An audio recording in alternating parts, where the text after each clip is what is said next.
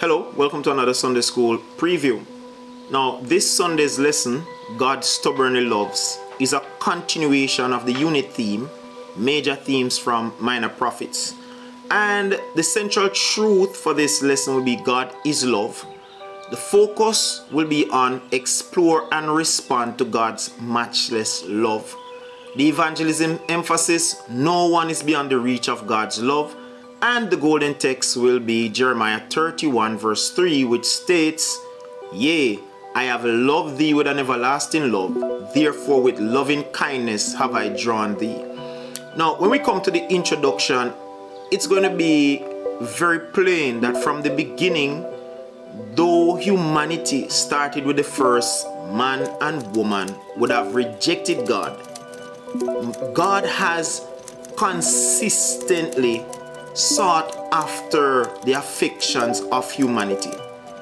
Our rejection of God did not cause God to turn away from us, but God has consistently put things in place so that there can be restoration and reconciliation. And this lesson will try to bring out this point using three sections. The first section will focus on the Father's compassion.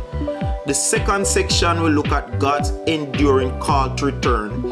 And the third will look at God's promise of restoration. Now, the first section, the Father's compassion, it will focus on the book of Hosea.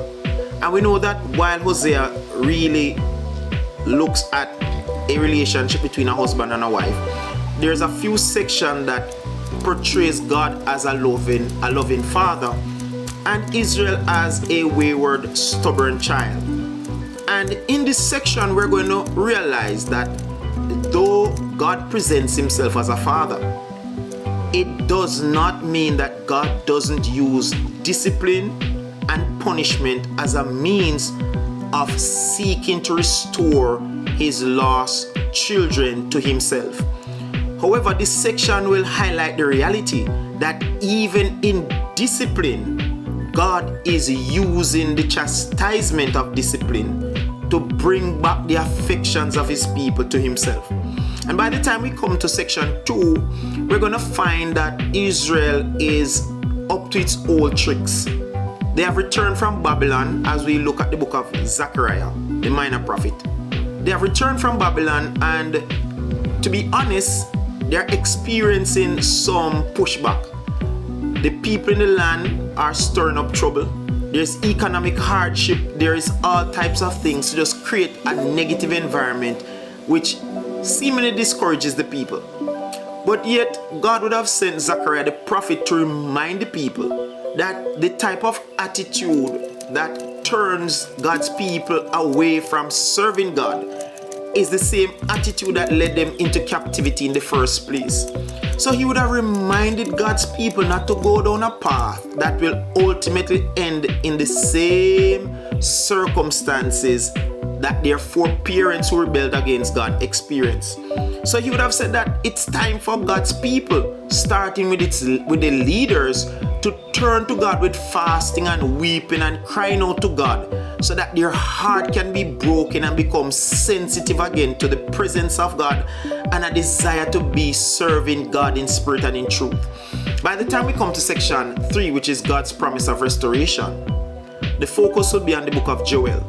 And in that book, we will find that Israel would have experienced a series of back-to-back plagues.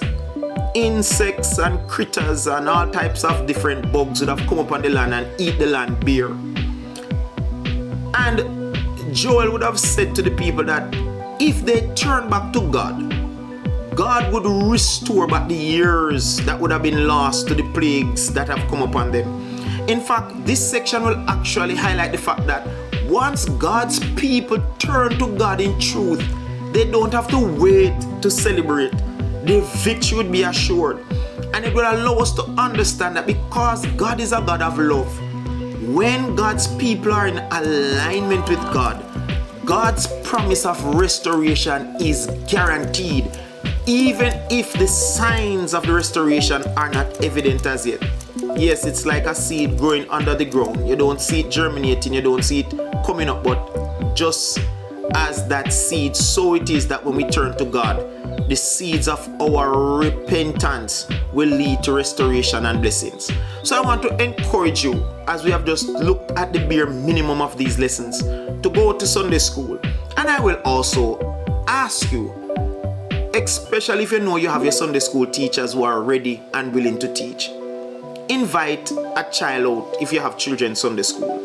Invite a teenager out if you have teens Sunday school.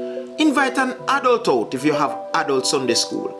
Remember, you may not have to teach the person yourself, but if you are willing to say, come see a man who told me everything I've done, I believe that you have engaged in evangelism, and you also have a portion of the reward should that soul be saved. So come on out to Sunday school and invite someone to Sunday school. Go out and tell them Sunday school still a keep. God bless you.